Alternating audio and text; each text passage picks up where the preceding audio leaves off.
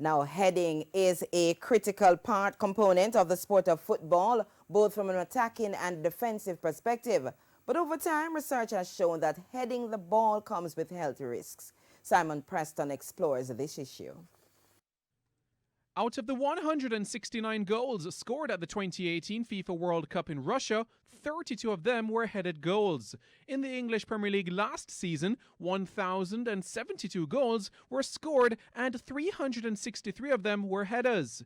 These numbers indicate that 1 out of every 3 goals scored in the league last season came from the head. So it's clear to see that headers are still valuable in the modern game. Chiropractic neurologist Dr. Neil Gardner explains the threat of the repetitive action of heading. So when you hit someone on the top of their forehead or they head the ball, then there's a vibration that takes place, and that vibration is transmitted throughout the brain, but the epicenter is at that frontal executive part of the brain. And so if you keep on doing repeated traumas to that area, then you'll have micro traumas occurring. And as a result of those micro traumas, you can end up with long-term disabilities. After doing in-depth studies and research, in the summer the United States and Canadian soccer federations banned the heading of a ball from the under-15 level going down. Gardner believes children at this age group should not be heading the ball, and he explained why. We're not talking about the neck that supports the brain, because we have a spine that supports the head. And if you constantly hit, it's sending vibrations not just in the head, but through the entire spine. And the spine is not designed for that. General Secretary DALTON WINT was asked whether the Jamaica Football Federation would consider this approach.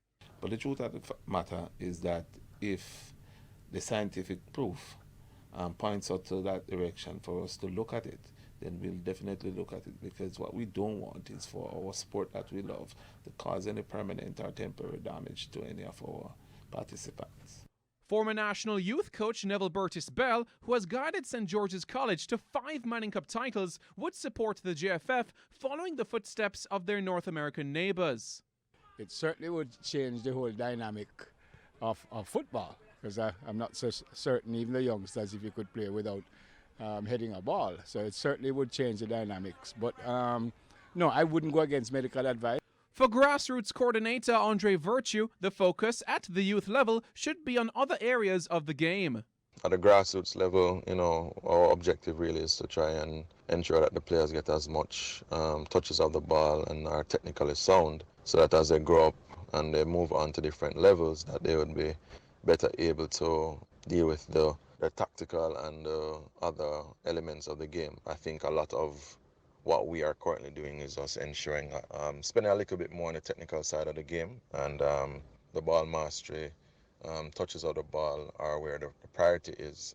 The University of Glasgow in Scotland published a report on Monday that footballers are 3.5 times more likely to die of dementia than people who don't play the sport due to the heading of the ball. Simon Preston reporting for TVJ Sports.